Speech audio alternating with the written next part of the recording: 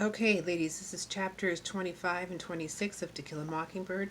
They're both short chapters, so I put them together. Starting on page 272. Don't do that, Scout. Set him out on the back steps. Jem, are you crazy? I said set him out on the back steps. Sighing, I scooped up the small creature, placed him on the bottom step, and went back to my cot. September had come, but not a trace of cool weather with it, and we were still sleeping on the back screen porch. Lightning bugs were still about. The night crawlers and flying insects that beat against the screen the summer long had not gone wherever they go when autumn comes. A roly-poly had found his way inside the house. I reasoned that the tiny varmint had crawled up the steps and under the door. I was putting my book on the floor beside my cot when I saw him. The creatures are no more than an inch long, and when you touch them they roll themselves into a tight gray ball. I lay on my stomach, reached down, and poked him. He rolled up. Then, feeling safe, I suppose, he slowly unrolled. He traveled a few inches on his 100 legs, and I touched him again. He rolled up. Feeling sleepy, I decided to end things. My hand was going down on him when Jem spoke. Jem was scowling. It was probably part of the stage he was going through, and I wished he would hurry up and get through it. He was certainly never cruel to animals, but I had never known his charity to embrace the insect world. "Why couldn't I mash him?" I asked. "Because they don't bother you," said Jem, answered in the darkness. He had turned out his reading light. "Reckon you're at the stage now where you don't kill flies and mosquitoes now, I reckon," I said. "Let me know when you change your mind. Tell you one thing, though, I ain't gonna sit around and not scratch a redbug." "Ah, dry up," he answered drowsily. We're getting towards the end of the book, and the author's not talking about bugs just for the heck of it. What comparison is being made now? Who's making the comparison, right? Who's pointing out that it's cruel to mess with things that don't hurt you? And why is the author doing it at this point in the book? Think about that. Jem was the one who was getting more like a girl every day, not I. Comfortable, I lay on my back and waited for sleep, and while waiting, I thought of Dill. He had left us the first of the month with firm assurances that he would return the minute school was out. He guessed his folks had got the general idea that he'd like to spend his summers in Maycomb. Miss Rachel took us with them in the taxi to Maycomb Junction, and Dill waved to us from the train window until he was out of sight. He was not out of mind. I missed him. The last 2 days of his time with us, Jem had taught him to swim. Taught him to swim. I was wide awake, remembering what Dill had told me. Barker's Eddy is at the end of a dirt road off the Meridian Highway, about a mile from town. It is easy to catch a ride down the highway on a cotton wagon or from a passing motorist, and the short walk to the creek is easy. But the prospect of walking all the way back home at dusk, when the traffic is light, is tiresome, and swimmers are careful not to stay too late.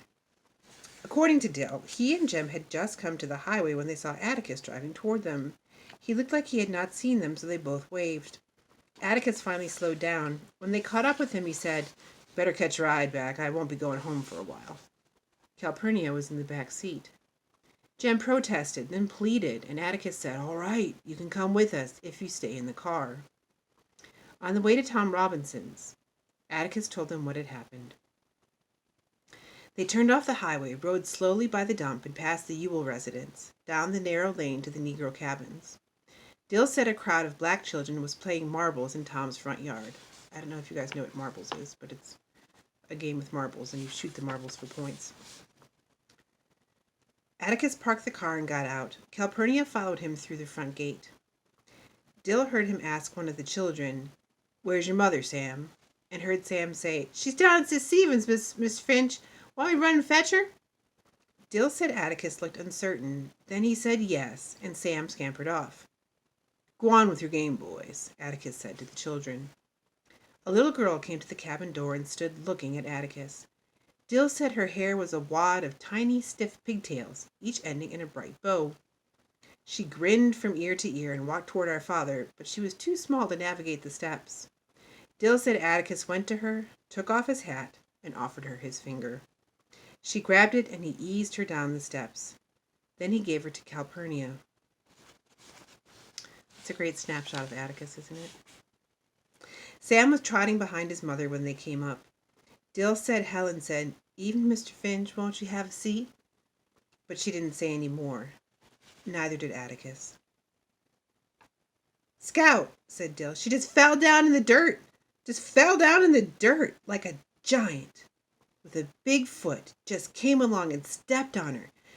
Just Dill's fat foot hit the ground like you'd step on an ant. Dill said Calpurnia and Atticus lifted Helen to her feet and half carried, half walked her to the cabin. They stayed inside a long time, and Atticus came out alone. When they drove back by the dump, some of the Yules hollered at them, but Dill didn't catch what they said.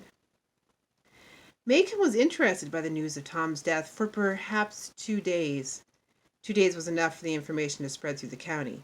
Did you hear about? Yeah, well, they said he was running fit to beat lightning. To Macon, Tom's death was typical. Typical of a nigger to cut and run. Typical of a nigger's mentality to have no plan, no thought for the future, just run blind first chance thing he saw. Funny thing, Atticus might have gotten him off scot-free, but wait, hell no. You knew how they were. Easy come, easy go. Just shows you that Robinson boy was legally married. They say he kept himself clean, went to church and all that, but when it comes down to the line, the veneer's mighty thin. Nigger always comes out in him. That's characterizing terrible, small, petty, racist, mean people. And she's showing us that as if we didn't know it, but by using that N-word, right? She's using it for a purpose there to really stab home the hypocrisy and the terribleness of these people, these small-minded people. A few more details, enabling the listener to repeat his version in turn, then nothing to talk about, until the Macomb Tribune appeared the following Thursday. There was a brief obituary in the colored news, but there was also an editorial. Mr. B. Underwood was at his most bitter, and he couldn't have cared less who canceled advertising and subscriptions. But Macomb didn't play that way. Mr. Underwood could holler till he sweated and write whatever he wanted to. He'd still get his advertising and subscriptions. If he wanted to make a fool of himself in his paper, that was his business. Mr. Underwood didn't talk about miscarriages of justice. He was writing so children could understand. Mr. Underwood simply figured it was a sin to kill cripples, be they standing, sitting, or escaping. He likened Tom's death to the senseless slaughter of songbirds by hunters and children, and Macomb thought he was trying to write an editorial poetical enough to be reprinted in the Montgomery Advertiser. Very important paragraph, girls. How could this be so, I wondered, as I read Mr. Underwood's editorial. Senseless killing. Tom had been given due process of law to the day of his death. He had been tried openly and convicted by 12 good men and true. My father had fought for him all the way. Then Mr. Underwood's meaning became clear. Atticus had used every tool available to free men to save Tom Robinson.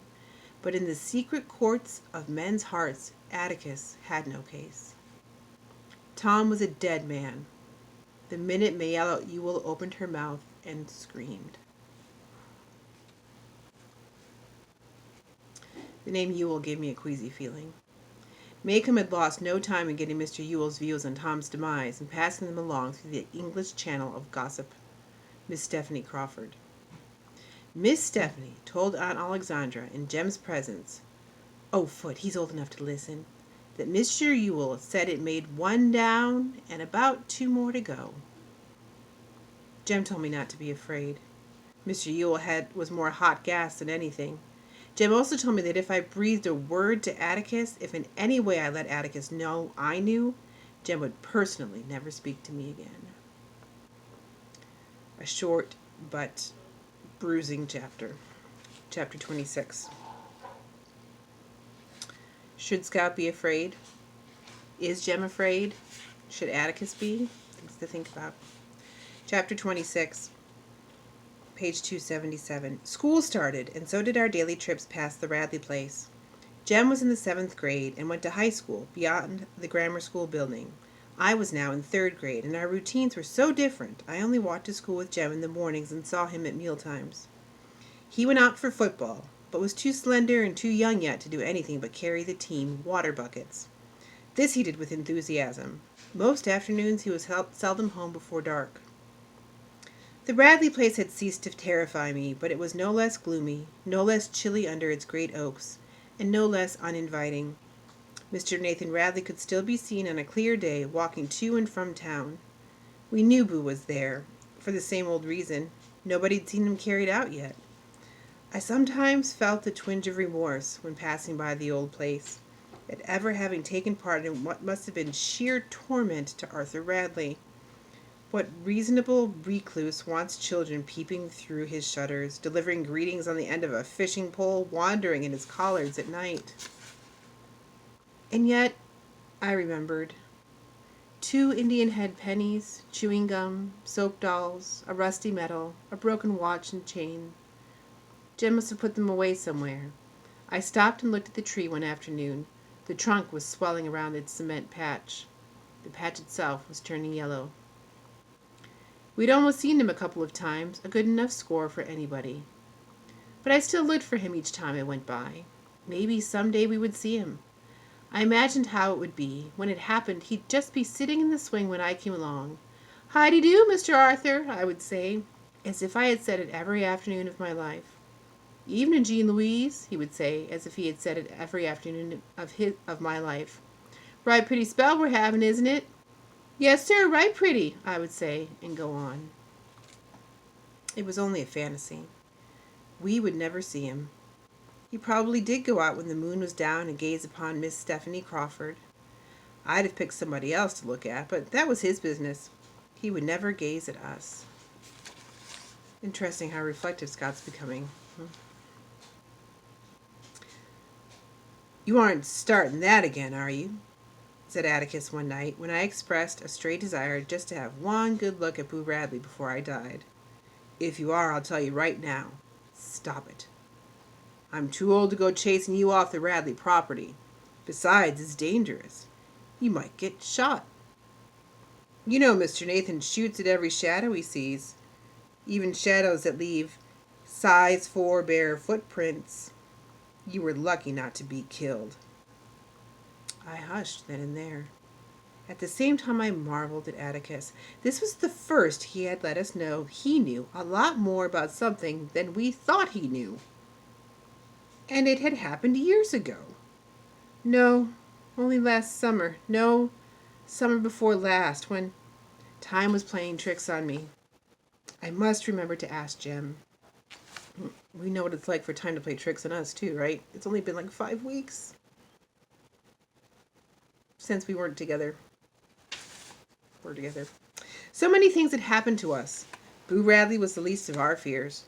Atticus said he didn't see how anything else could happen, that things had a way of settling down, and after enough time passed, people would forget that Tom Robinson's existence was ever brought to their attention. Perhaps Atticus was right, but the events of the summer hung over us like smoke in a closed room.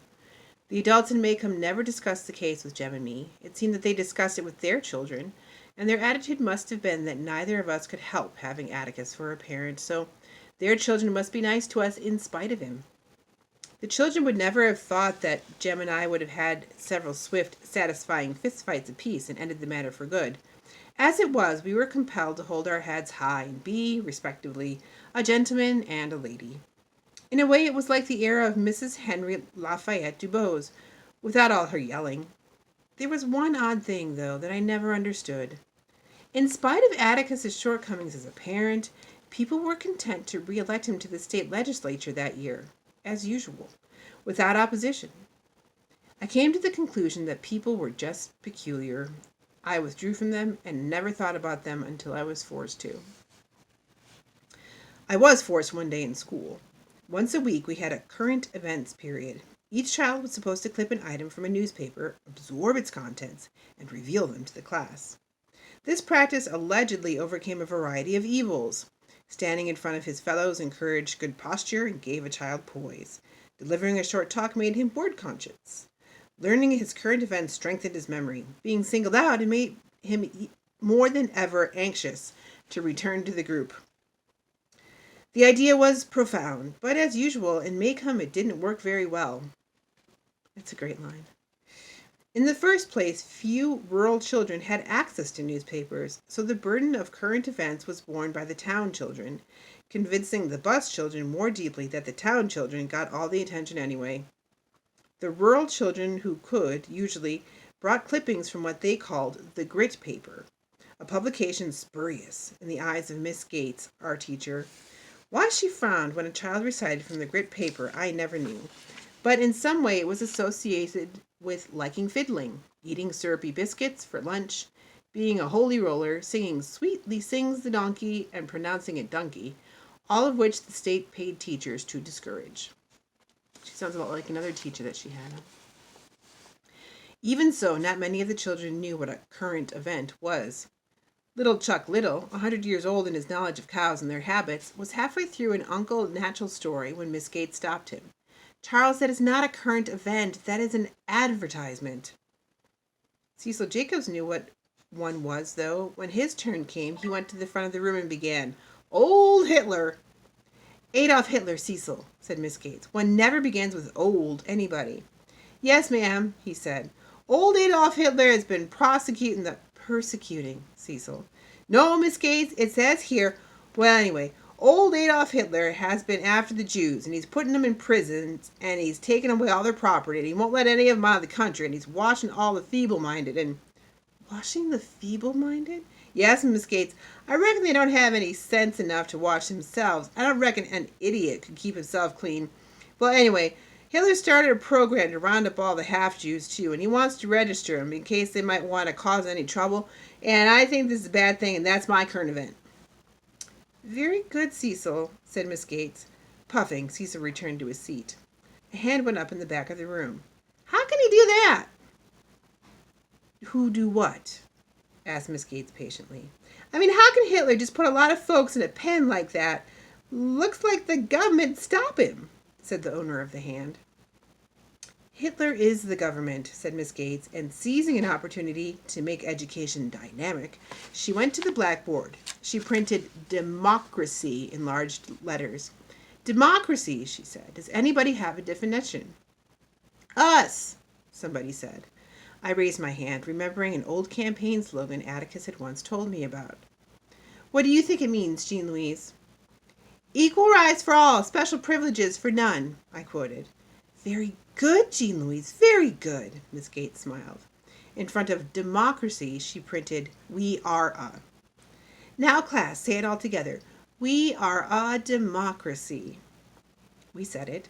Then Miss Gates said, "That's the difference between America and Germany. We are a democracy, and Germany is a dictatorship." "Dictatorship," she said. "Over here, we don't believe in persecuting anybody. Persecution comes from people who are prejudiced."